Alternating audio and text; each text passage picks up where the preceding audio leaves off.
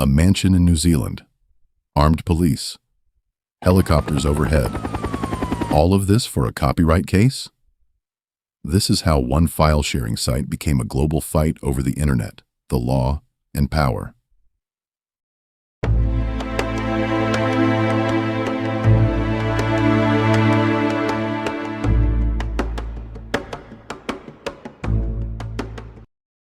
Case file number 1. Kim Dotcom. Kim Dotcom was not accused of murder. He was not accused of terrorism. He was accused of building one of the most controversial file-sharing empires on the internet. So why did this case trigger a global operation, armed raids, and years of legal warfare? Because this was never just about one man. It was about a much bigger question. If users upload illegal files, when does the website become responsible too? And when does the state go too far trying to prove it? Every case has two sides. We examine the accusations, we examine the defense, and we follow the evidence wherever it leads. We do not deliver the verdict. We open the case file. You decide. Who is Kim Dotcom? Kim Dotcom was never a quiet founder. Long before the Megaupload case exploded, he had already built a public image around excess, provocation, and attention. He had a hacker past. He liked spectacle. He understood how to turn himself into a story. Luxury cars, huge houses, a larger-than-life persona. But that is not what makes this case important. What makes Kim Dotcom important is that he became the face of a problem the internet still has not solved. Millions of people use platforms every day. They upload. They share. They click. But if those users break the law, where does their responsibility end? And where does the platform's responsibility begin? To prosecutors, Dotcom was not just a flashy entrepreneur. He was the leader of a system designed to profit from infringement. To his supporters, he was a visible target in a legal test of platform responsibility. That is why this is not just a story about Kim Dotcom. It is a story about the internet, the law, and power. The rise of Megaupload. Megaupload was not a niche file site. Its core idea was simple. A user uploaded a file. The system generated a link. That link spread across the internet, and anyone with the link could download the file.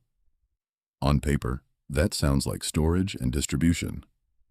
And sometimes, that is exactly what it was. But the scale was extraordinary.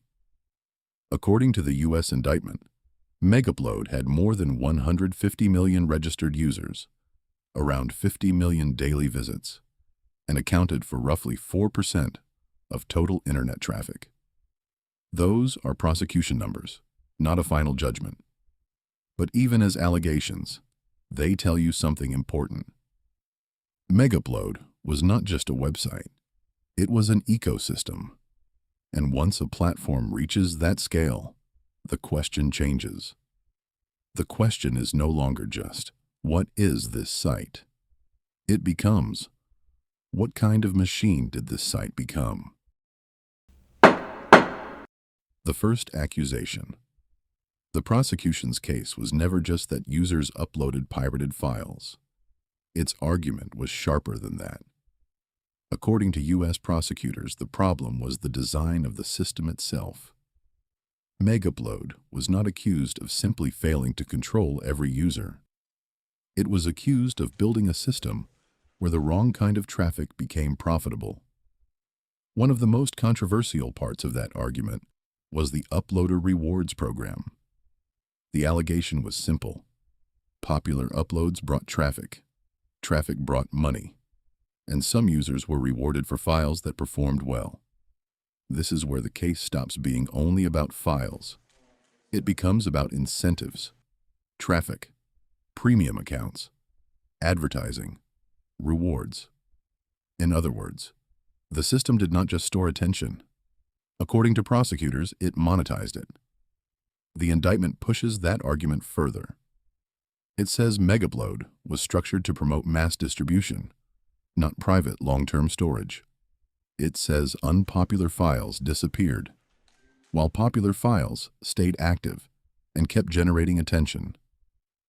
It says the platform benefited from premium subscriptions, advertising revenue, and linking site traffic built around high-demand content. That is the prosecution's core move. Not piracy happened on the site, but the site was designed to benefit from piracy at scale. And prosecutors also attacked the takedown system. According to the government, when rights holders reported infringing material, Megaupload sometimes disabled only one specific link while leaving the underlying file available through duplicate links. In plain language, one doorway closed, but the same room could still be reached from another door. If that is true, then the claim is not just that infringement happened on the platform.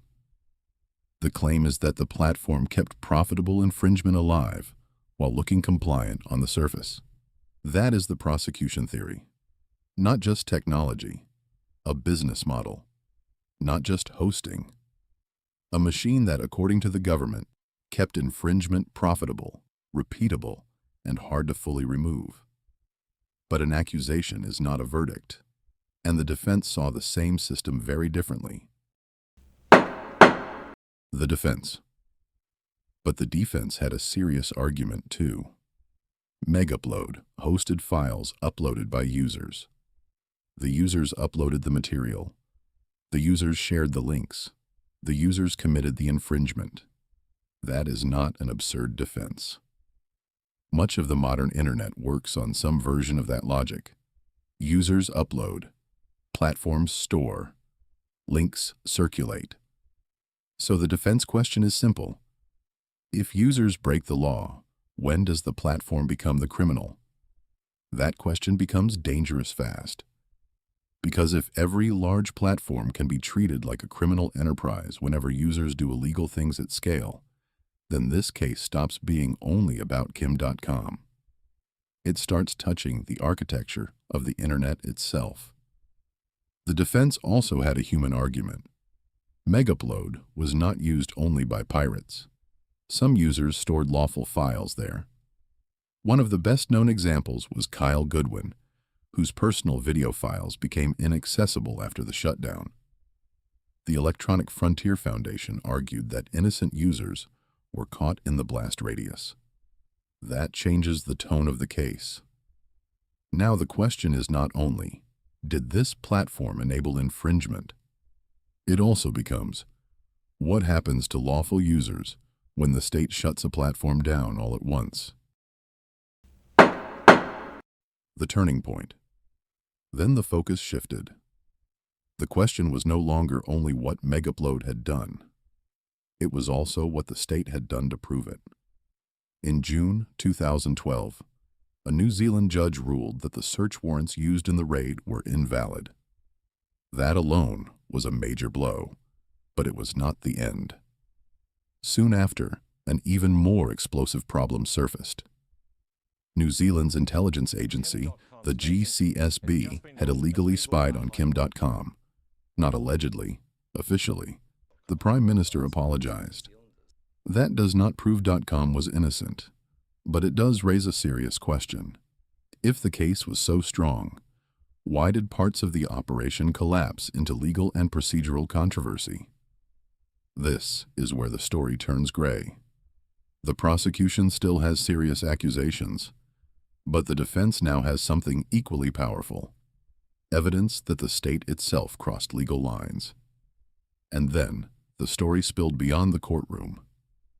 After Megaupload was taken down, Anonymous launched retaliatory attacks on sites tied to the DOJ and major copyright institutions.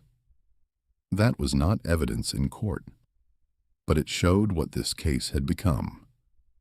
Not just a criminal prosecution, a flashpoint in the culture war over the internet. The closing. Closing for the prosecution. If you follow the prosecution's logic, the conclusion is clear. Megaupload did not simply host files.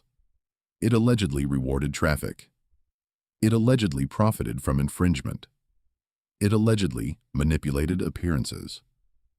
And it allegedly built a system that turned piracy into revenue. From that point of view, this was not a neutral platform that lost control. It was a platform that knew exactly what kind of traffic made it rich. Closing for the defense. If you follow the defense, the conclusion is very different.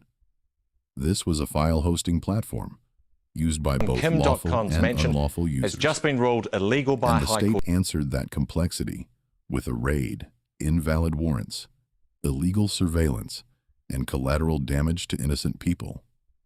From that point of view, this case was not just about piracy. It was also about how far governments should be allowed to go. You decide.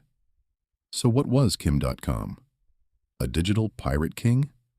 A reckless operator who built the wrong system at the wrong scale? Or a chosen target in a legal war that still has no clean boundary? The prosecution says Megaupload was not neutral.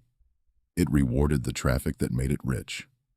The defense answers that users uploaded the files, and that the state crossed legal lines trying to make its case. This case has accusations. It has a defense. And it has damage on both sides. That is why the verdict stays open. Two sides. You decide.